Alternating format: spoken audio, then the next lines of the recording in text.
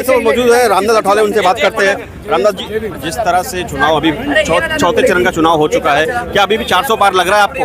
हाँ, मुझे लगता है कि जो 400 पार जो है मतलब हम नहीं मानेंगे हार, हम बिल्कुल नहीं मानेंगे हार। हम करने वाले हैं 400 पार।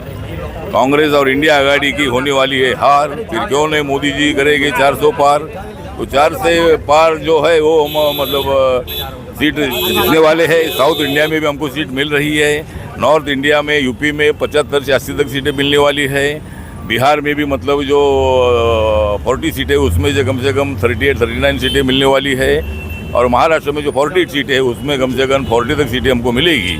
और मुंबई की 6 सीट हमारी चुनकर आएगी, ऐसा हमें पूरा विश्वास है। एक आखिरी सवाल मेरा यह है कि विपक्ष कह रहा है, खासतौर से इंडिया गठबंधन ये कह रहा है कि अगर बीजेपी दोबारा जीत जाती है तो संविधान खतरे में, संविधान खत्म कर देंगे। क्या लगता है? मुझे लगता है कि अगर मोदी जी तीसरी बार प्रधानमंत्री बनते हैं तो संविधान खतरे में नहीं, तो कांग्रेस पार्टी और इंडिया आघाड़ी खतरे में आ जाएगी, क्योंकि वो इतना कोशिश करने के बावजूद भी उनको सफलता मिलने वाली नहीं है।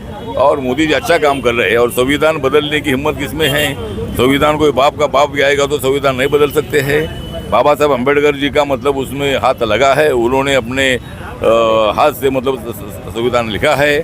और बाबा साहब का संविधान बिल्कुल नहीं बदलेगा, मोदी जी ने आश्वासन दिया है।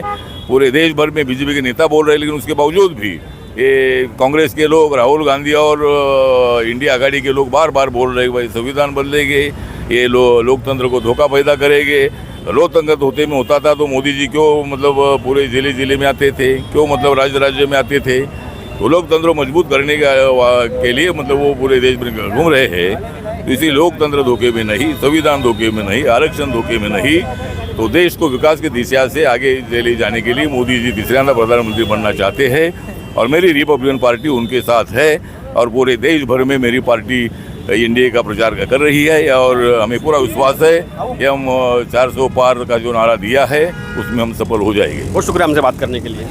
ये थे रामदास अठावले जो कह रहे हैं संविधान बदला नहीं जाएगा, सिर्फ कांग्रेस और इंडिया गठबंधन है वो इस तरह की भ्रम फैला रही है। इस समय मुंबई से वसीम हैदर।